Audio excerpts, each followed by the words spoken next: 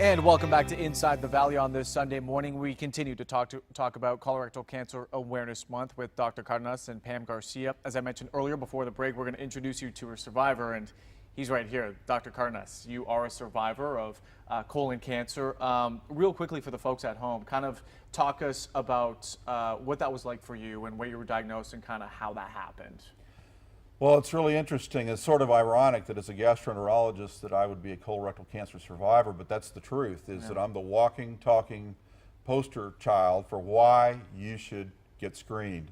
I had a screening colonoscopy done at age 51, and I was found to have a very small polyp, and the polyp was cancerous. And there's nothing like being told you have a cancer to bring reality into your life, and that's what happened to me. And I was basically told I had a colon cancer on a Monday and I had surgery on a Thursday, and I'm sitting here today because I had a screening colonoscopy done that found this very early, and I'm in that group of people that survives. We find this problem early. It's very survivable.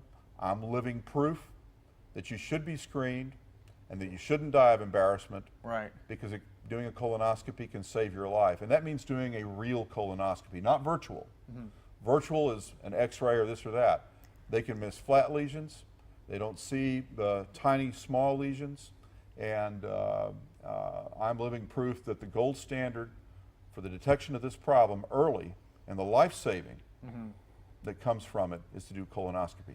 Now, originally, you weren't going to go and get a screening. Your friends and coworkers, right, kind of had to help you along the process, right? Well, I'd had a colonoscopy done at age 38 because I'd had some bleeding, so I thought my risk was probably way down here. Okay.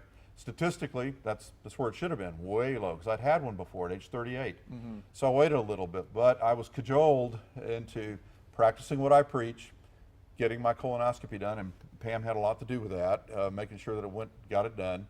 And they set us up, and next thing you know, cancer was not something I was expecting to find. It was asymptomatic. I had no symptoms at all, no family history, and here we are.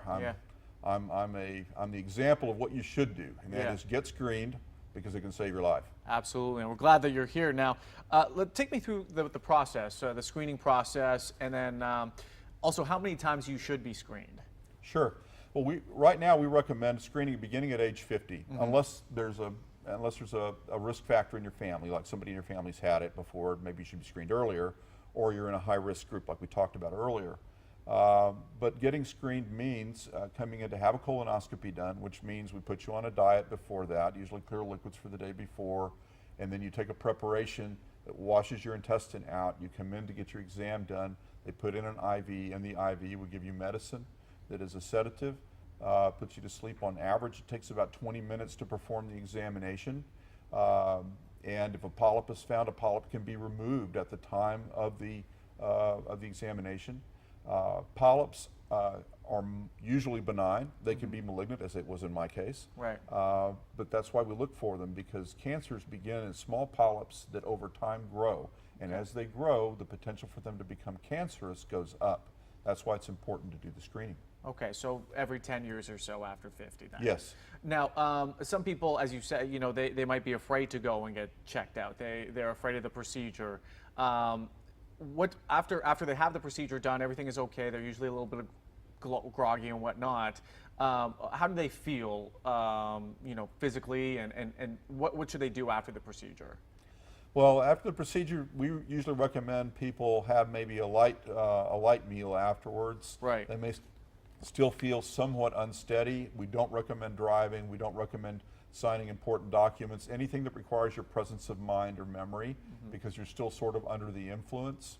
And we recommend that they refrain from doing those kinds of activities that require your presence of mind on that day, next day to resume normal activities. Would you suggest that sometimes to maybe make it a little bit easier, if you and your friend, both 50, 51, 52 or whatnot, why don't you go together and get screened together? That way you've got your friend who's there with you. That might be a little bit easier. Would you recommend something like that? A couple of buddies going out and getting it done together?